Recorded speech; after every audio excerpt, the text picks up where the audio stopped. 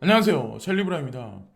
오늘도 뭐 여러 가지 소식을 제가 이제 말씀드리려고 하고, 그리고 어떤 특정 코인에 관해서도 이제 말씀드리려고 하는데, 첫 번째는 일단 루크 마틴이란 어떤 이 사람도 되게 가상자산 시장에서 되게 오랫동안 있는 인플루언서 중에 한 명이거든요. 해외 차트리스트 중에. 근데 이 사람이 잘 맞히는 편이긴 한데, 이 사람이 이제 어저께 리플 코인을 좀 담았다라는 그런 얘기를 지금 하고 있어요. 그래서 이게 꿈은 아니겠지 뭐 이런 식의 지금 얘기를 하고 있는데, 보통 저도 마찬가지로 리플 코인에 100% 투자하는 리플 코인 전문 투자자는 물론 아니에요. 근데 투자할 만한 값어치가 있다고 생각해서 저도 이제 어느 정도 뭐 10에서 15% 정도 이제 가지고 있는 건 사실인데, 어쨌건 이분이 이제 리플 코인을 담았다는 거에 관해서 한 가지 또 말씀드리고, 차트적인 관점에서 크립토 마이클이 예전에도 이제 한번 말씀드린 적이 있지만, 향후에 지금 보면은 스텔라 루멘이 반짝반짝 거린다는 의미는 향후에 그걸 쫓아서 리플 코인이 올라갈 가능성이 있다. 근데 단지 사람들이 이제 착각하지 말아야 되는 게 뭐냐면, 리플 코인이 뭐 예를 들어서 3% 4% 오르면 2017년과 같이 그렇게 뭐 4,000원 5,000원이 금방 올라갈 거라고 막 이렇게 말씀하시는 분들도 있는데, 그런 건 없어요. 2017년에 그렇게 급상승을 했던 거는 비트코인부터 이더리움부터 뭐 지캐시부터 비트코인 캐시도 그렇고 나머지 다른 짜잘한 알트코인들도 다 그렇게 똑같이 반등을 했어요. 사실상 리플 코인만 그렇게 반등했던 게 아니라. 그래서 크립토 마이클이 주장하는 건 뭐냐면, 사토시 가로 했을 때 리플 코인이 향후에 뭐 반등 구간이 25% 정도 있을 거다. 그래서 예전에 한번 말씀드린 적이 있는데, 이거에 관해서 이제 의견을 바꾼 건 없어요. 25%, 그러니까 지금서부터 25% 올라가면 한 얼마 정도 될까요? 지금 240원이니까. 근데 사실 25% 올라간다라고 하더라도 그게 알고 보면 다른 코인에 비해서 현저하게 수익률로 따졌을 때 되게 낮은 거거든요. 근데 어쨌건 지금 섣부르게 포트를 바꾸지 마시고, 지금 뭐 스텔라 루멘으로 갈아타거나 다른 뭐 에이다로 갈아타지 마시고 한번 기다려 보시라. 25% 정도면 그래도 약간이라도 이제 수익을 취하실 수 있을 정도 이제 금액까지는 올라갈 거다라는 얘기를 하죠. 그러니까 8월달 초까지 한번 기대를 한번 해보자라고 이제 말씀드리고, 코인베이스, 제가 항상 강조해서 말씀드리는 코인베이스가 있는데, 미국 비밀 서비스의 블록체인 분석 소프트웨어를 판매하고 있습니다. 이게 예전에 며칠 전에 이 뉴스가 한번 나온 것 같은데, 그래서 더 블록에서 이 뉴스가 나왔기 때문에 한번 말씀드리려고 하는데, 미국 국토안보부에 여기 보면 비밀 서비스 국가의 최고 지도자를 보호하는 것 외에도 금융범죄 조사를 수행할 책임이 있는 국토안보부에 이 프로그램을 팔았대요. 이게 의미하는 바가 뭘까요? 그러니까 코인베이스나 아니면 제미니 거래소 같은 경우는 진짜 친정부 거래소라고 보시면 돼요. 그래서 어쨌건 무슨 규제안이 나온다, 무슨 가상자산에 관해서 프레임워크가 스트럭처가 구성된다 이러면 코인베이스에서 그 의견 개진을 했다라고 보시면 된다라고 생각을 합니다. 제가 누차 계속 말씀드리지만, 이 프로그램을 이제 정부에서 매입을 해서 계약을 4년간 계약해서 2024년 5월 9일까지 계약을 했다는 걸 이제 보시면 제가 이제 말씀드리는 거에 관해서 더 자세히 알 수 있을 거라 생각하고, FATF의 계획안에 관해서 전 세계적으로 어떤 강한 프레임워크가 그 거래소에 이제 이게 발의가 될 건데, 이게 사실은 7월 8일 날 나온 뉴스거든요. 근데 중요한 건 뭐냐면, 10월에 만나서 암호화폐 규제를 위한 강력한 글로벌 프레임워크를 만드는 방법을 논의할 거다라는 그런 얘기가 나와요. 근데 예전에 말씀드렸다시피 일단은 16일에서 21일까지 보면은 재무장관 및 중앙은행 총재가 만나서 어느 정도 그 규제 기관에 관해서 어느 정도 트래블 룰에 관해서 그 아웃라인을 만든 다음에 조금 더 많이 강하게 디테일하게 만드는 거는 10월 달이란 얘기죠. 그러니까 우리나라에서 특근법 관련해서 이런저런 분들이 뭐 여러 유명 인사나 정부 관료들이 만나서 회의를 한다고 하더라도 사실상 무의미하다는 거죠. 지금 의미에서 그분들이 결론 내리는 게 아니라 결정적으로는 G20 각국 중앙은행 총재의 의견이 끝난 이후에 더 디테일한 안건이 나오기 시작을 할 거라는 거죠. 저도 그래서 특근법에 관한 뉴스는 디테일하게 살펴보지도 않아요. 살펴볼 필요도 없고, 결론 나는 데는 FATF에서 결론이 나야 이 게임은 끝난다는 거죠. 새로운 알트코인 시즌이 시각화됐는데 비트코인을 능가하는 상위 10개의 암호화폐. 자, 그래서 수익률이 지난주에 여기 보시면 아톰코인이 54% 올랐어요. 스텔라 루멘이 42.88%, 그리고 비체인이 38%, 그리고 알고랜드가 28%, 링크가 27%, 그리고 에이다가 21%, BSV가 16%, 이더리움 클래식 14%, XRP가 13%, 그리고 CRO가 11%. 근데 제가 한 가지 말씀드리고 싶은 게 뭐냐면, 코인을 내가 이제 투자를 하는데 즉각 반응해서 트렌드에 맞춰서, 그리고 코인별 이슈를 정리해서 포트폴리오를 빨리빨리 바꾸실 수 있는 분은 장기적 홀딩 관점으로 갈 필요가 없어요. 근데 내가 트렌드도 모른다, 그리고 코인별 이슈도 모른다, 그러면 괜찮은 코인을 그냥 홀딩하고 있는 게 낫다는 거죠. 근데 수익률을 추구하시려면 이 시장에는 트렌드라는 게 있어요.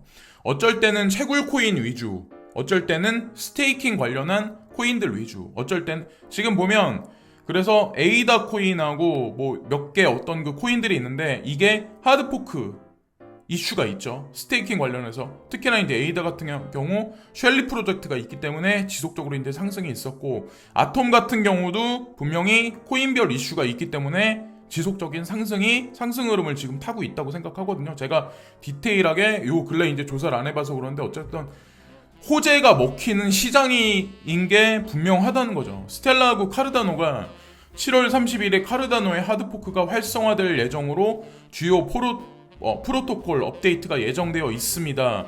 프로토콜 업그레이드와 신제품 출시에 대한 과대 광고는 최근 몇 주 동안 최고의 암호화폐에 대한 감정을 불러일으켰습니다. 자, 이 호재거리가 있기 때문에 그런다는 얘기인데, 이 무슨 얘기냐면 7월 30일 이후에 어떻게 될지 모른다는 얘기예요. 그 얘기는 안전하게 가시려면 7월 30일 이전에 어느 정도 익절하시는 것도 되게 중요해요. 그래서 아직까지 시간이 20여일 정도 남았죠.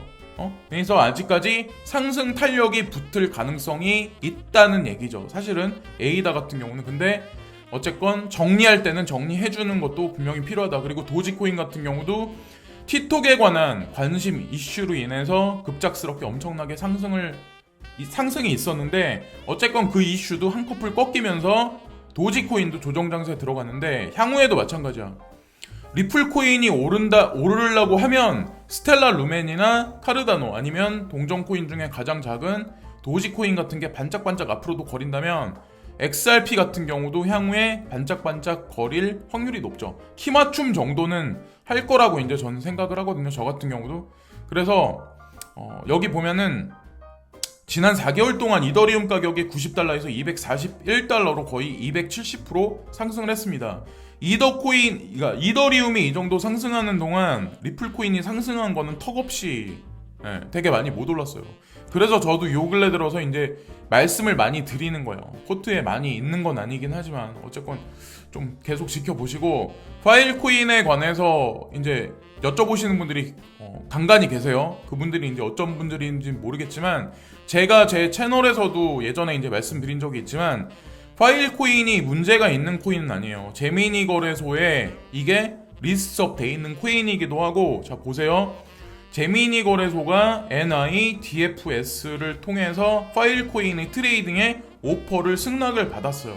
여기 보면은 그래서 Q3에 3쿼터에 커스터디 서비스까지 런칭을 시킬 거다. 커스터디 서비스라고 하면 뭐예요? 기관 투자가들 위주로 수탁 관리 서비스를 진행시켜 주는 거죠. 자, 여기 보면은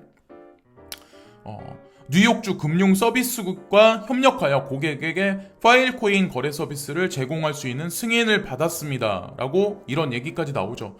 코인이 문제가 있다면 뉴욕주 금융 서비스국한테 이런 허락을 받지를 못해요. 저도 그래서 코인은 분명히 괜찮다라고 분명히 말씀드렸고, DCG 그룹에서도 관심을 가지고 있는 코인 중에 또 하나예요. 여기 보면은 시빅이 있고 디센트럴 랜드가 있고 파일 코인도 여기 포함되어 있잖아요. DCG 그룹 외에도 그 외에 가상자산 투자 VC 여러 개의 어떤 그 미국 VC들이 파일 코인에 투자를 진행하고 있는 건 맞아요. 초기부터 ICO부터. 근데 단 이제 중요한 건 뭐냐면, 제가 이제 좀 이따 이제 결론 지어서 이제 말씀드릴 건데, 제미니 거래소는 어떤 특정 코인을 리스트업 시키고 그리고 그거를 딜리트 시킬 때, 이제 삭제시킬 때 그거를 번복해서 자주자주 양아치같이 그렇게 하는 거래소는 아니에요. 국내 몇 개 거래소는 말도 안 되는 코인을 상장시켜 놓고 갑자기 그거를 폐지시키고 상장 폐지시키고, 그러면 결국에 투자자들만 되게 손해를 많이 보잖아요. 제미니 거래소는 그런 양아치 거래소가 아니에요. 코인베이스도 마찬가지로. 자, 보시면 비트코인, 이더리움, 비트코인 캐시, 라이트코인, 체인링크, 지캐시, 메이커. 자, 보면은 SV는 없어요. 비트코인 SV는 없어요. SV가 왜 없을까요? 논쟁거리 이슈가 있어가지고 급등락이 엄청나게 많이 반복을 하니까 오히려 제미니 거래소에서는 SV를 상장시키지 않는 거예요. 예, 가만히 보세요. 그리고 베이직 어텐션, 제로엑스, 카이버 네트워크, 오미세고, 오차드. 어저께 이제 어떤 분이 이제 말씀하셨죠. 코인베이스에서도 분명히 있는 코인이고, 엔진 코인, 그리고 다이가 있고, 플렉사 코인이 있고, 여기 보면 디센트럴랜드, 그리고 골렘. 한국 분들이 시빅이나 골렘에 관해서 되게 무시하는 사람이 많은데, 자, 골렘이 당당히 제미니 거래소에 들어가 있다. 뉴메리어, 그리고 스토지, 룸, 그리고 브레드, 캡시피안, 그리고 마지막에 파일코인. 파일코인이 지금 거래가 안 되는데, 아까도 여기 얘기가 나왔지만 파일코인이 시세가 급상승해 있는 건 맞아요. 근데 실질적으로 코인이 채굴은 되고 있는데, 이게 아직까지 코인 개발사에서 그게 각 코인 지갑으로 아직까지 전송은 안 돼 있는 상태거든요. 그래서 3쿼터 안에 런칭 시킨다고 얘기가 나오니까 7월달, 8월달, 9월달 안에 런칭이 될 거예요. 그러면서 시세적으로 변화가 분명히 있을 텐데, 제가 이제 마지막으로 드리고 싶은 말씀이 뭐냐면, 파일코인이 값어치 있는 건 맞아. 그래서 지난 한 달 동안 제가 알기로 30% 정도 가격이 급상승했었어요. 근데 문제는 뭐냐면, 국내 같은 경우는 채굴 서비스 한다는 사람들이 거기 붙었어.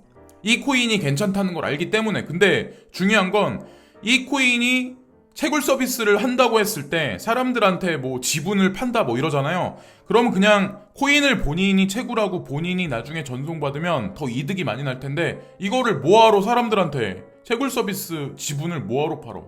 이상하다고 생각 안 하세요? 그러니까 만약에 진짜 코인이 코인베이스하고 파일코인이 예를 들어서 바이낸스가 등재가 된다 그러면 향후에 가격이 꺼지면 그때 한번 관심을 가져보시고, 채굴 서비스 이런 거는 제가 봤을 때 솔직히 말씀드리면 비추예요. 저는 그래서 그런 거 관심 갖지 마라. 그렇게 이제 정리해서 말씀드리고, 제미니 거래소가 삼성 블록체인하고 연계가 돼 있죠. 그래서 예전에 이제 뉴스 나온 거 보시면 아마 아시겠지만 삼성 블록체인 월렛하고 연결돼서 움직이는 거래소예요. 향후에 그 얘기는 삼성에서 모바일 폰을 출시할 때 제미니 거래소에 들어가 있는 상장돼 있는 코인들이 같이 연동해서 움직일 가능성이 있다라고 보시면 된다는 거죠. 자, 그리고 마지막으로 이제 드리고 싶은 말씀이, 정부에서 특근법 시행령 부처 간 협의만 남았다라고 얘기가 나왔는데, 아무리 이분들이 만나서 떠들고 뭐라고 뭐 뼈대만 나왔다 이렇게 얘기를 한다고 하더라도 디테일한 게 FATF에서 16일에서 21일 날 재무장관하고 중앙은행 총재가 얘기가 나와서 조금 더 뼈대에 살을 붙이겠죠. 그리고 10월 달에 조금 더 디테일하게 나와서 바디 형성을 분명히 나올 거라고 생각해요. 뼈대가 더 나와서 어떤 규제안이나 그러니까 세금 프레임에 관해서 분명히 나올 거라 생각하거든요. 근데 완성되는 데는 올해는 지나야 된다라고 생각을 해요. 그래서 저도 이런 뉴스를 살짝 보긴 하는데, 봐봐야 뭐 결론 있나요? 항상 결론 없는 그냥 회의만 진행될 뿐이죠. 어쨌건 FATF가 10월 달에 강력한 규제안에 관해서 얘기가 나온다고 보니까 분명히 여러분들이 이제 지금 올해 만약에 알트 불장이 온다라고 하더라도 2017년 같이 그런 불장을 기대하지 마시고, 내년이 되고 내후년이 돼야 여러분들이 원하시는 가격대까지는 올라갈 거라고 생각해요. 그래서 긴 호흡으로 보시고, 왜 당장 나는 왜 무슨 코인이 특정 코인이 10,000원까지 가기를 바래, 비트코인이 뭐 1억까지 가기를 바래, 이렇게 보지 마시고 좀 호흡을 길게 보시면서 그렇게 움직이시는 게 제가 봤을 때 오랫동안 이 시장에 이제 머무르실 수 있고 생존할 수 있는 방법이 아닐까라고 생각을 합니다. 그래서 뚜렷하게 제가 비트코인의 추세에 관해서 이제 말씀드린 건 없는데 지금 긴가민가한 상태라서 차티스들도 지금 의견 개진을 많이 안 하고 있거든요. 제가 이따 오후라도 만약에 괜찮은 의견이 있으면 한 번 더 이제 방송에서 말씀 한번 드려볼게요. 지금까지 찰리브라운이었고 오늘도 즐거운 하루 되시고요. 구독과 좋아요 끝으로 부탁드리겠습니다. 오늘도 진심으로 감사드립니다.